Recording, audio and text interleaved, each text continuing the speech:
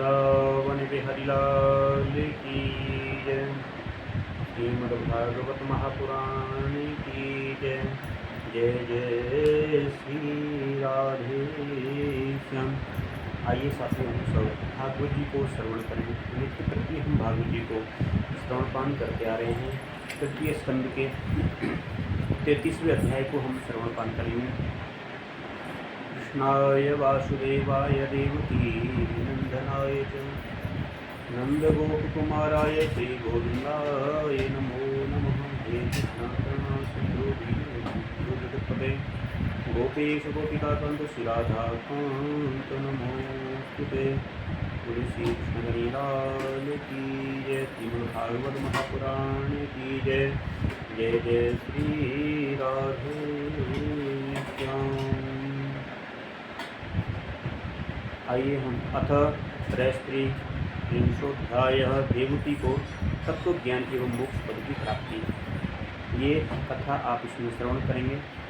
पहले श्लोकों को मनाते हुए चलें। मैत्रेय उवाच एवं निशम्य कपिलस्य वचो जनित्री सा कदर्कर्दमस्य दयिता किल देवभूति विस्त्रस्तमोहपटला तमविप्रणम्य दुष्टावतत्वविषयांकितशेद्धि। मैत्रेय जी कहते हैं कि विदुर जी, श्री कपिल भगवान के ये वचन सुनकर के कर्दम जी की प्रिय पत्नी माता देवती के मुख का पर्दा फट गया और वे तत्व प्राप्ति पादक शांति शास्त्र के ज्ञान की आधार भूमि भगवान श्री कपिल देव को प्रणाम करके उनकी स्तुति करने लगी और कहती हैं, देवती ने कहा कि कपिल जी, ब्रह्मा जी आपके ही नाभि कमल से प्रकट हुए हैं। उन्होंने प्रलयकालीन जल में शयन करने वाले आपके पंचभूत इंद्रिय शब्दादि शब्द और मनोमय विग्रह का जो सत्वादि गुणों के प्रवाह से युक्त सत्व स्वरूप और कार्य एवं कारण दोनों का बीज है ध्यान ही किया था।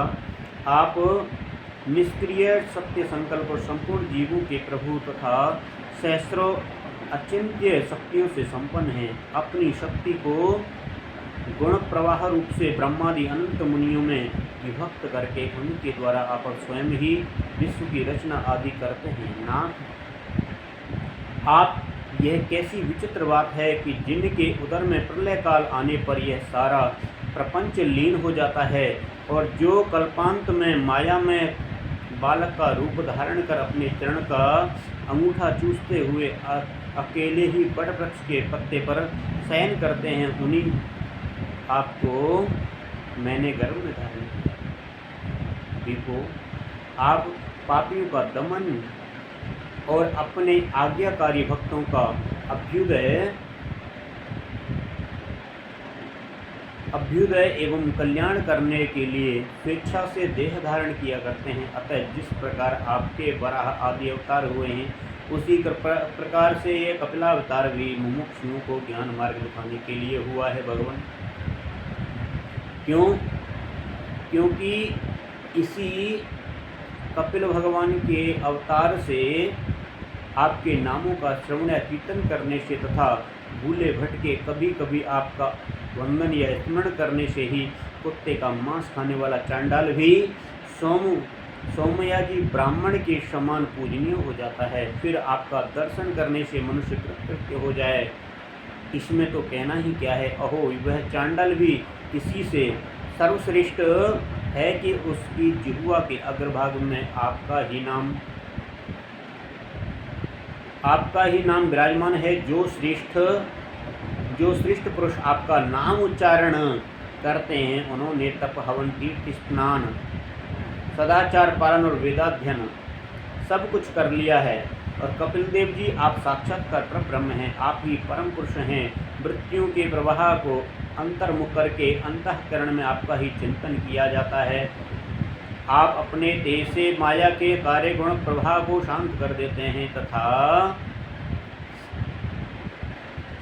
आपके ही उदर में संपूर्ण वेदत्व निहित हैं। ऐसे साक्षात विष्णु स्वरूप आपको मैं प्रणाम करती हूँ। मैत्रेय जी कहते हैं कि माता के इस प्रकार स्तुति करने पर मातृत्व वत्सल भगवत पुरुष भगवान कपिल देव जी को उनसे गंभीर वाणी में कहते हैं कि कपिल जी कहते हैं कि माँ, मैंने तुम्हें जो ये सुगम मार्ग बतलाया है, इसका अवलंबन करने से तुम शीघ्र ही परम पद प्राप्त कर लोगी। तुम मेरे इस मत में विश्वास करो। विश्व ब्रह्मवादी लोगों ने इसका सेवन किया है। क्यों सेवन किया है? इसके द्वारा तुम मेरे जन्म मरण रहित स्वरूप को प्राप्त कर लोगी। जो लोग मेरे इस मत को नहीं जानते वे जन्म मृत्यु के चक्र में पड़ते हैं, और जो व्यक्ति जान लेते हैं वो इस जन्म मृत्यु के चक्कर में नहीं पड़ते हैं।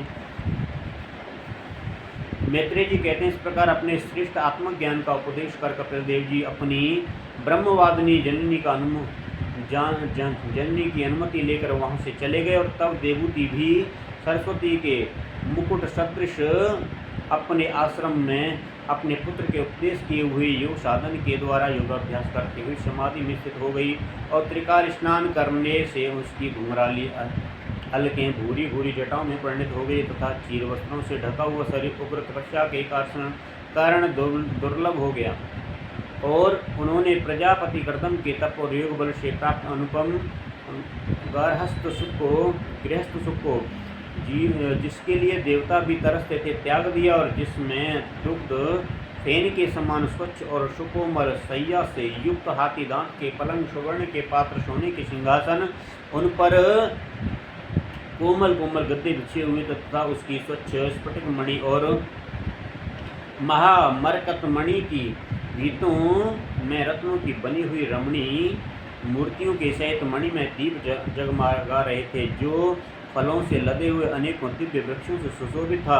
अनेक प्रकार के पक्षियों का कलरव, मत वाले फरों का गुंजार होता रहता था। जहाँ की कमल गंध से सुवासित बावलियों में करदम जी के साथ उनका लांग प्यार पाकर कीड़ा के लिए प्रवेश करने पर उनका देवूति गंधर्व गण गुणगान किया करते थे, और जिसे पाने के लिए इंद्राणियों भी लालायित रहती थीं।